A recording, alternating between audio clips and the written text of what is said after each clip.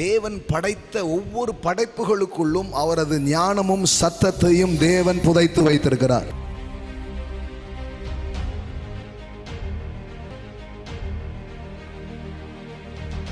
பைபிளே நம்ம நினைக்கிற மாதிரி அது இல்லை. பைபிள் எங்கெல்லாம் கத்துக்க சொல்லுது தெரியுமா? கடவுள் எப்படி பேசுறாரு பாருங்க. சோம்பேறியே, நீ எறும்பிடத்திற்கு போய் அதன் வழிகளை பார்த்து ஞானத்தை கற்றுக்கொள்.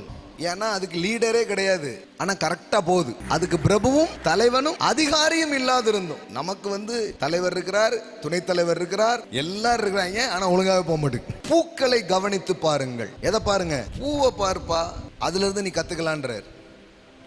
ஆகாயத்து பறவையை பாருங்கள் அப்படின்றார். யாக்கோபிட்ட போனா அவரு கப்பலை பாருங்கள் அப்படின்றார்.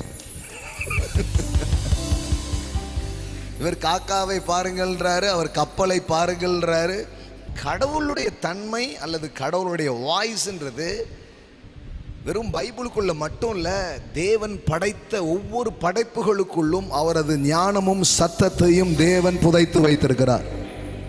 ஆமென். அதனாலதான் ஞானம் உன்னை என்ன பண்ணுது? வீதிகளில் நின்று கூப்பிடுகிறது, சந்தை வெளிகளில் நின்று சத்தமிடுகிறது அப்படின்னு சாலமோன் என்ன பண்றாரு? எழுதுகிறார். ஸோ ஞானத்தின் குரல், ஞானத்தின் சத்தம்ன்றது பல இடத்துல இருந்து நமக்கு வருகிறது. பாருங்க, ஞானமானது வெளியே நின்று கூப்பிடுகிறது, வீதிகளில் சத்தமிடுகிறது. பாருங்களேன், எப்போ நீங்க கத்துக்கணும்னு ரெடியா இருங்களோ அப்போ உங்களுக்கு ஒரு குரு கிடைச்சிருவாரு. ஆனா இப்ப யாருக்குமே கிடைக்க மாட்டேங்காங்க. ஏன் தெரியுமா? இவங்க யாரும் மாணவராகவே இல்லை, எனக்கு எல்லாம் தெரியுன்றாங்க. அதனால தான் யாருமே ஒன்றுமே வாழ்க்கையில் கற்றுக்கிறதே கிடையாது. நீங்கள் கற்றுக்கணும்னு நினச்சிங்கன்னா உங்களுக்கு விஸ்டம் வர ஆரம்பிச்சிடும். ஆமென்.